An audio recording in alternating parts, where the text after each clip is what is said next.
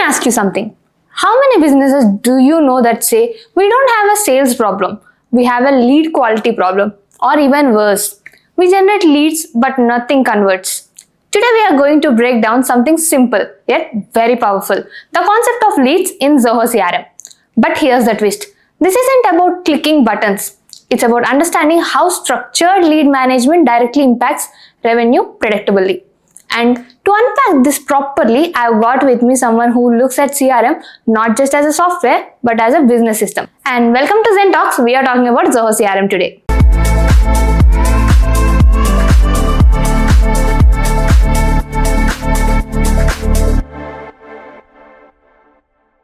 Hi, I'm Deepthi and we have Mr. Anirudh with us today. So how are you, Mr. Anirudh? I'm good. Doing fantastic. How are you? Yeah, I'm good. So let's start with the topic. Yeah, sure. Absolutely. And I'm really excited because this topic is where most revenue systems succeed or either quietly collapse. So let's start from the basics then. When business opens a Zoho CRM, the first module they see is usually leads, right? But conceptually speaking, what is even a lead? So let's say, so let's put it like this. A lead is like an unqualified interest. So it's basically just raw data collected from marketing activities, like trade shows, seminars, website forms, social media, ad referrals, campaigns, things, anything. Okay. But the key, definition is a distinction. The key distinction is that a lead is not yet a customer. Okay. It's potential, like untested potential. So you're just trying to get them into the business. So anything that's raw that you get from marketing is basically a lead.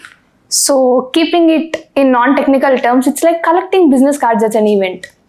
Precisely. Now, except instead of like losing those business cards in your drawer, you sort of like structure it, track it, and qualify it inside a CRM. Okay. And that structure is what separates generally like growing companies from like very chaotic ones. Now here's what most small businesses get confused. They capture leads, but then what? Like what's the next move? Good question. Now this is where process maturity comes in. So in Zoho CRM, what happens is like once a sales representative follows up and qualifies a lead, meaning that there's like a genuine business interest, that lead basically then like transitions into like an account, which is the company, a contact, the individual, or a deal or opportunity, like the actual revenue potential for it.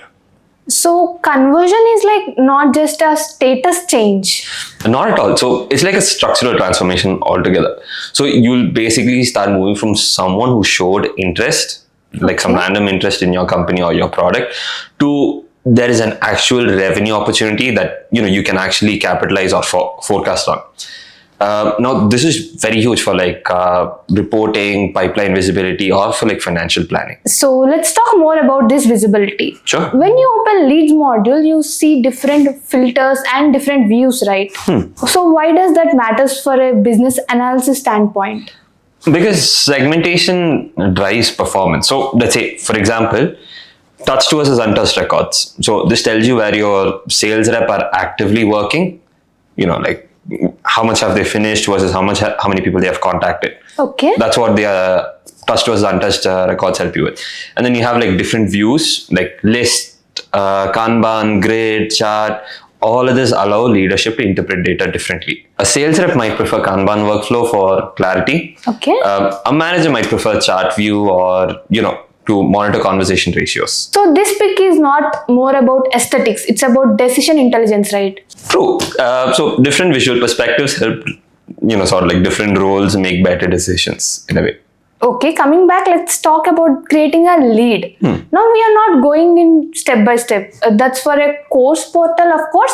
But strategically speaking, what should business focus mainly on?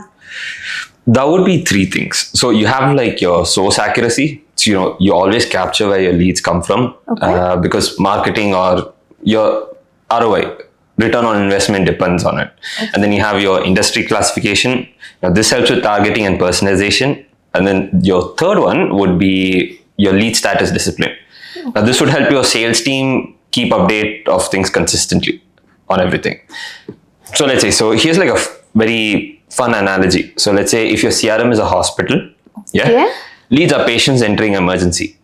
Okay. And if you don't categorize, prioritize, and assign properly, chaos happens. You don't know where each person goes, who should go where, and how. So basically, CRM malpractice exists. Oh yeah, absolutely. And it shows up as missed revenue most of the time.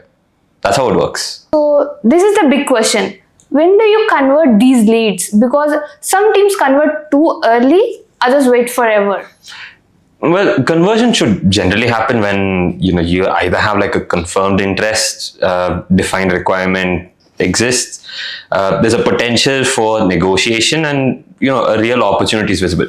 So let's say conversion too early, it basically inflates your pipeline artificially. Okay. Yeah, and then conversion too late hides your forecasting accuracy. So you'll get all of your facts wrong by that point. So that decision basically affects your sales forecasting, your revenue prediction, your performance analysis. When it's not just like operational, it's very strategic. It works throughout all departments. Okay, let's go back a step. What happens when business truly understand lead lifecycle management? So when that happens, 3 transformations generally start. So you get like clear revenue visibility, you get improved sales accountability and data-driven marketing decisions. And most importantly, you stop guessing. You start forecasting and things start streamlining very easily. Which is something every CEO loves, right? Exactly.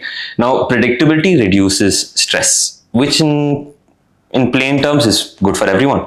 Okay, Anirudh. So we did learn a lot today. Thank you so much. So today we understood what a lead truly represents and what happens after qualification and why structured conversions matter and how this directly impacts the revenue clarity. But here's the thing. Understanding this concept is just step 1. Implementing it properly, that's where mastery begins. If you want to learn the complete structured walkthrough from creating leads to managing and converting them efficiently, we have built a dedicated learning portal that dives deep into execution.